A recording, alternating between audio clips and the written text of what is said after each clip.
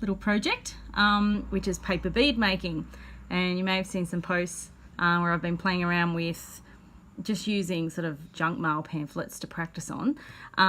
But today I went and got a couple of iridescent inks and I painted some on just some normal paper, printer paper, using a nice shimmer.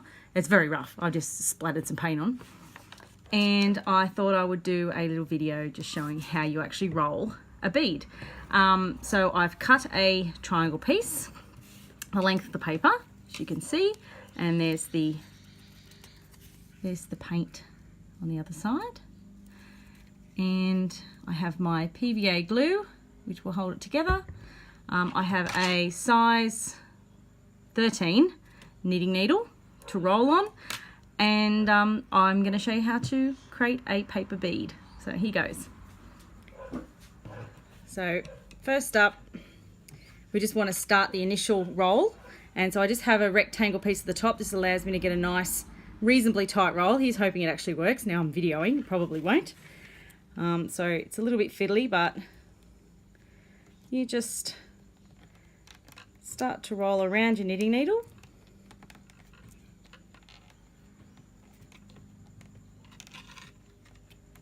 And you want to keep it reasonably straight. Normally I would have some guidelines on the back, parallel, so I know I'm rolling reasonably straight.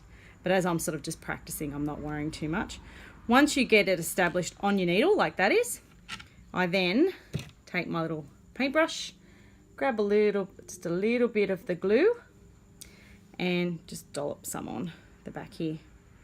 I do that a couple of times, and that just helps hold the bead as you roll.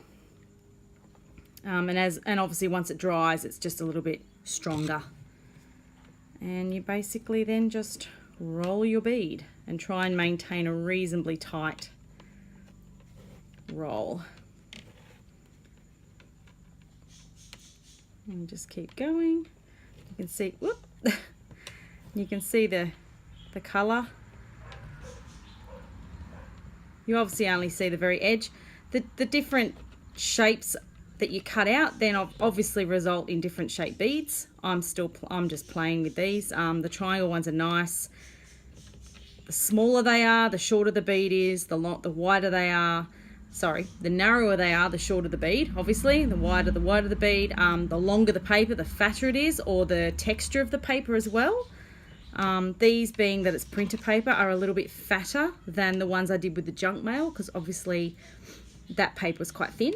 So when you get to near the edge, near the end, you can choose to either snip the edge off to have a square end. I like having the little peak triangle because it just gives a bit more detail. And then, hopefully you can see because I can't see what the camera's looking at. And then I just paint some glue. This PVA glue dries clear, which is good news because half the time I end up with it all over me. And you just gently roll with your fingers until you get it all stuck on nice and straight. And there is a paper bead. Once I've let that dry for about 24 hours, I will then use my previous ones I used my satin varnish, which is nice, but it doesn't, because it's not overly glossy, it didn't really bring the colours out. So I've actually got some high gloss varnish and I'll be varnishing these with that. And that hopefully should make the colours pop and also that iridescent shimmer come through. So there you go. That's paper bead making in a nutshell. Okay, catch you later. Bye.